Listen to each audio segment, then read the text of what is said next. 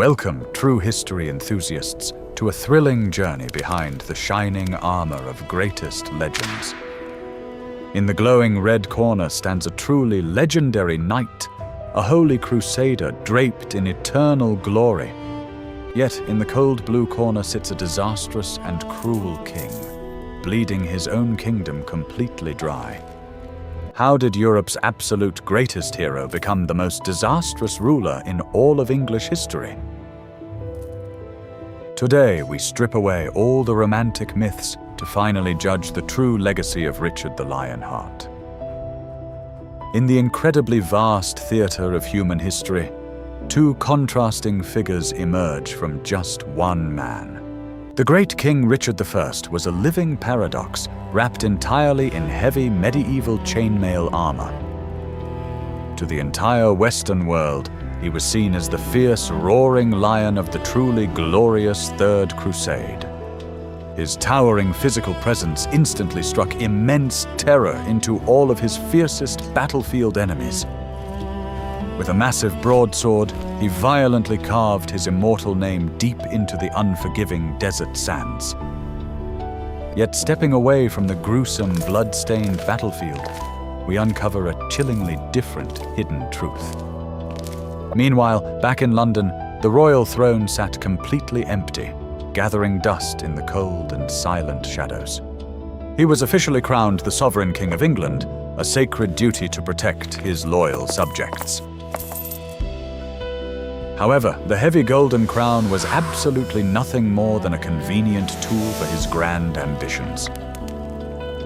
He viewed his entire sovereign nation not as a homeland, but as a giant machine to constantly fund his wars. The stark contrast between these two distinct worlds is a brutal reminder of the terrifying cost of fame. While his heavy sword brought magnificent victories abroad, his cruel pen brought absolute ruin at home. A sovereign monarch is strictly supposed to govern, create new laws, and maintain true peace within his borders. But Richard had absolutely no interest in the mundane affairs of running a massive, complex government. For him, the daily administrative duties of a king were utterly boring and completely worthless. This perfectly sets the stage for a tragic historical showdown between personal pride and public duty. In the red corner, we have the ultimate and grand manifestation of the romantic European knight. While in the blue corner, we have a highly catastrophic chief executive managing a failing royal state. It is a bitter fight between the shining armor of a hero and the empty treasury of a king. Let us closely step into the magnificent first round of this conflict, where the lion truly earned his fierce name.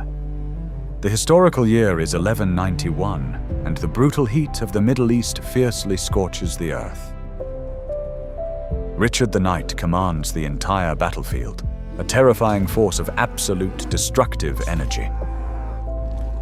At the incredibly famous Battle of Arsuf, his tactical brilliance completely shattered the enemy lines. He personally and bravely led the heavy cavalry charges, riding fearlessly right into the heart of the storm. His incredibly mighty presence inspired absolute devotion among the thousands of weary Christian soldiers. Across the dusty battle plains, the wise and highly powerful Saladin observed this magnificent commander. The remarkably great Sultan recognized Richard as a worthy opponent, a true master of military arts. Even historical Islamic texts continue to praise his incredible bravery and unmatched fighting spirit. The entire grand continent of Europe endlessly echoed with loud songs celebrating his glorious victories. He was exactly what every single young boy dreamed of becoming, the completely perfect warrior in shining mail. But this truly spectacular first-round victory hides a deeply disturbing and dark reality back in England. Now, as the critical second round finally begins, we must look closely at the terrible price of these foreign campaigns. Every single heavy sword, mighty horse, and ship required massive amounts of silver to be fully manufactured. To completely finance his holy crusade, the terribly cruel king squeezed his own people until they could not breathe. He forcefully instituted the notorious Saladin Tithe, a devastating tax that destroyed the working class. If you were a tragically poor English farmer during this harsh time, how would you ever survive this incredibly heavy burden? Would you willingly sacrifice your own family's survival just to fund a distant, arrogant king's quest for glory? Please let us know your deepest thoughts on this incredibly brutal historical dilemma down in the comments section. Absolutely cold-hearted tax collectors marched through every single village, violently seizing whatever they could. Countless poor families starved in the brutally freezing winter, while all their hard-earned wealth sailed away far to the east.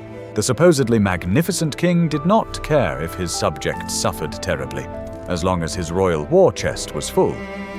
He mercilessly auctioned off absolutely everything of value within the kingdom, behaving like a desperate gambler. High-ranking political offices and sacred bishoprics were shamelessly sold off directly to the highest bidder. Wealthy and arrogant lords bought their fancy titles with heavy bags of gold, spreading deep corruption absolutely everywhere. True justice was no longer a fundamental human right. It was merely a luxury only the immensely rich could afford.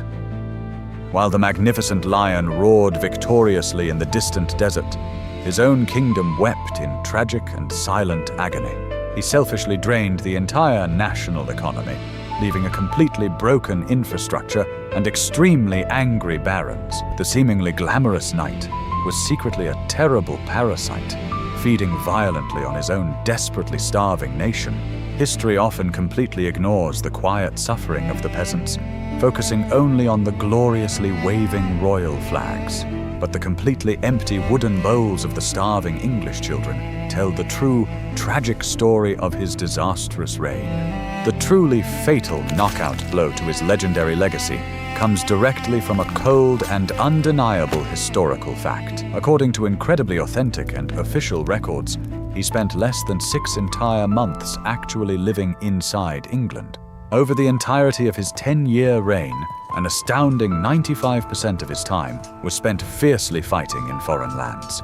He was basically a complete stranger to the very people he had sworn a truly sacred oath to so fiercely protect.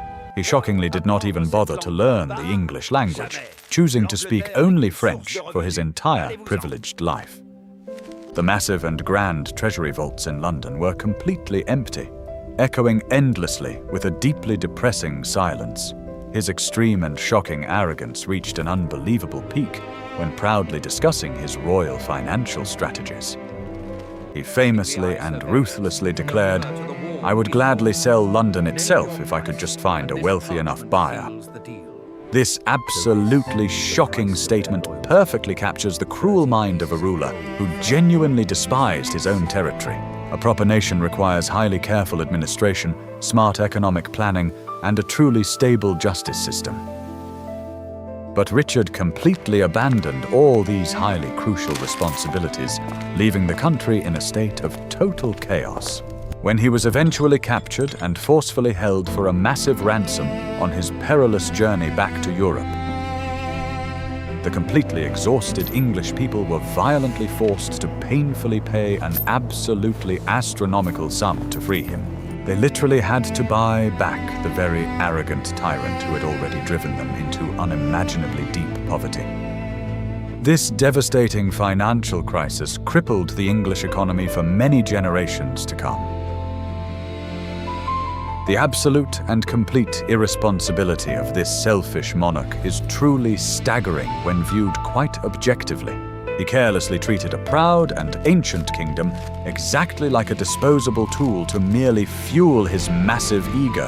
However, true leadership requires selfless sacrifice for the absolute greater good of the struggling ordinary population.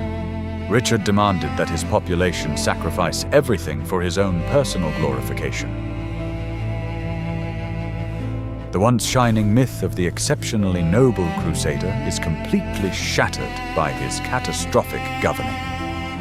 The ultimate and final verdict of history is often blurred by romantic novels and highly entertaining fairy tales. Famous fictional legends like Robin Hood paint him as a beloved and just king valiantly returning to save his people. But the incredibly harsh reality is that the real Richard was actually the primary cause of all their deepest suffering. He selfishly left behind a severely weakened state, directly causing future rebellions and devastating civil wars. His unfortunate younger brother, King John, inherited an absolute financial nightmare that basically could not be fixed. We must carefully separate the remarkable military tactician from the terrible head of state. Winning a gruesome, bloody battle requires immense courage, great physical strength, and profound strategic intelligence. But successfully ruling a highly prosperous nation requires deep empathy, long patience, and economic understanding. Richard certainly possessed all the qualities of a perfect soldier, but absolutely none of the traits of a good king. His truly magnificent crown sparkled with the golden light of epic victories far away in the distant Middle East. Yet the incredibly dark shadow it cast over the British Isles was sadly filled with poverty, endless tears, and starvation. He was undoubtedly a fearsome giant on the battlefield, but merely a tiny and highly selfish man on the royal throne. His shining personal glory shined blindingly bright, built entirely upon the tragic ruins of his own starving people. Was Richard a truly heroic legend, or a terribly selfish tyrant who completely ruined his realm? Share your thoughts below. If you genuinely enjoyed this historical deep dive, please like, share, and subscribe for many more untold historical truths.